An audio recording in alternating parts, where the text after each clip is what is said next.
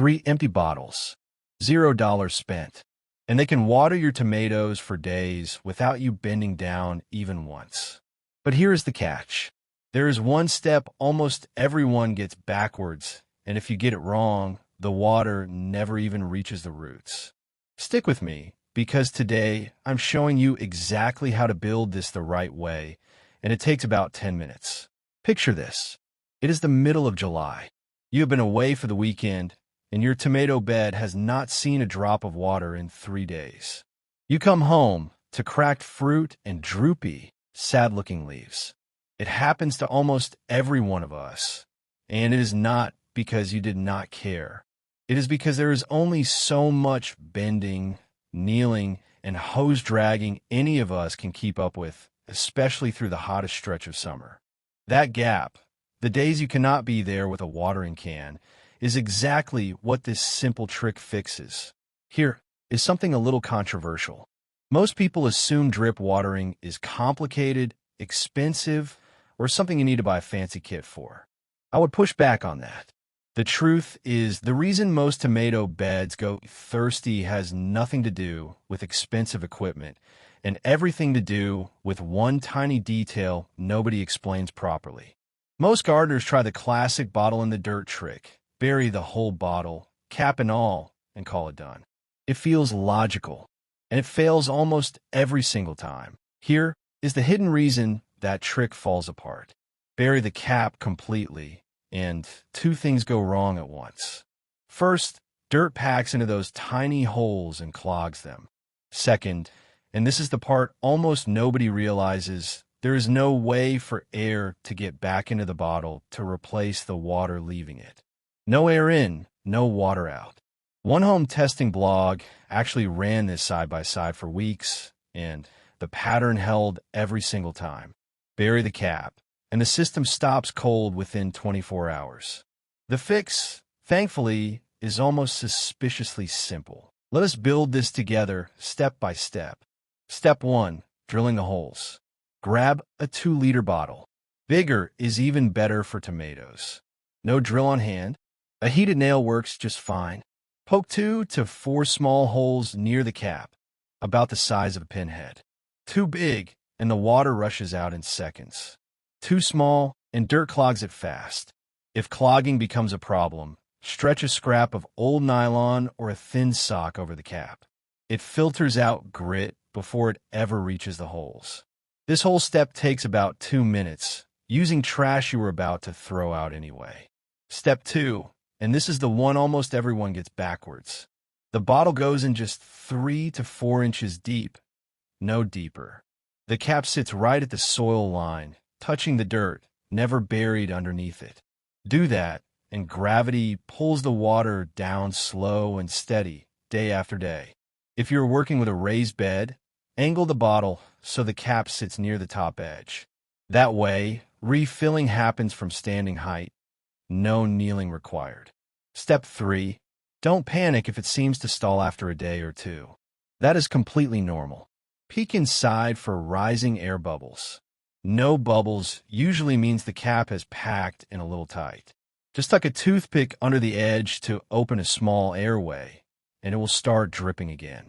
Give the holes a quick check once a week for caked-on dirt, especially after a heavy rain.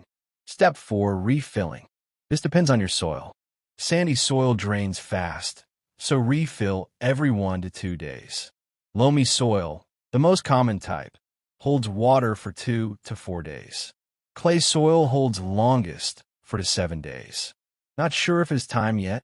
Push a finger about 2 inches into the soil near the bottle. Dry, and it is time. Still damp. Get 1 more day.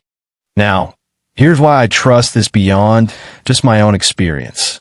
The University of Maryland Extension recommends 2 to 3 gallons of water a week for a full-grown tomato plant, and Iowa State and Penn State Extension land in that same range. 3 2-liter bottles hold about 1.5 gallons total, so refilling the set roughly twice a week keeps up perfectly with that recommendation. This is not a random internet trick. It lines up with real research from the people who study this for a living. One viewer even mentioned swapping in old milk jugs instead of soda bottles, and by the numbers, That works just as well.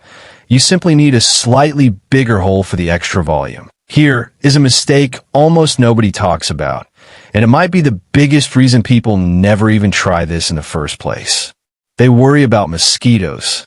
I get it, standing water and mosquitoes sound like a bad combination. But I would argue that worry stops more people from trying this than it ever actually protects anyone. The Turlock Mosquito Abatement District notes that mosquito eggs need standing water for 1 to 5 days to hatch.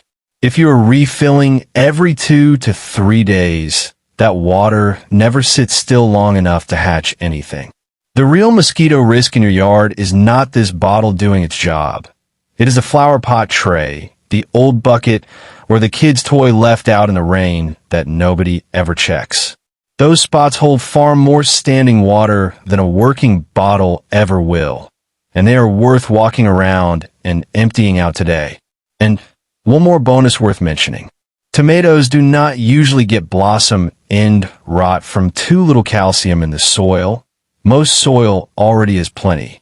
They get it when watering swings from bone, dry to soaking wet, and back again. Steady, even moisture is what keeps calcium moving up into the fruit, and steady is exactly what a slow drip bottle does best. So this simple trick is not just saving you trips with a hose, it may be protecting your whole harvest at the same time. A little history, because it is worth knowing. People have been chasing this same idea for a very long time.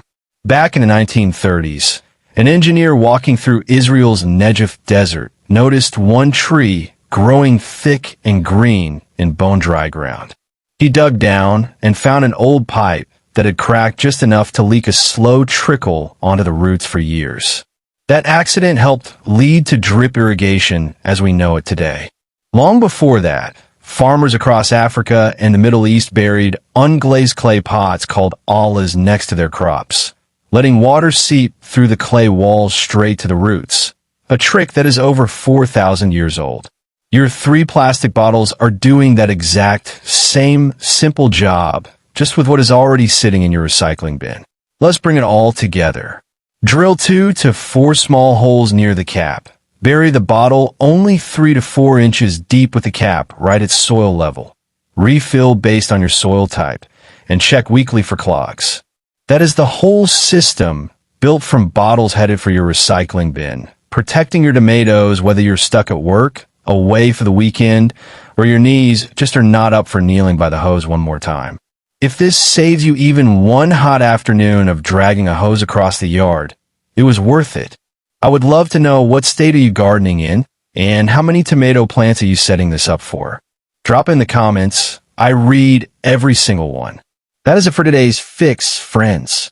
If this helped, hit that subscribe button and join the Home Garden Fix family, because there's always another simple, no-cost fix waiting for you right here. Grow a little more food, save a little money, and have some fun doing it. Happy gardening, and I will see you in the next video.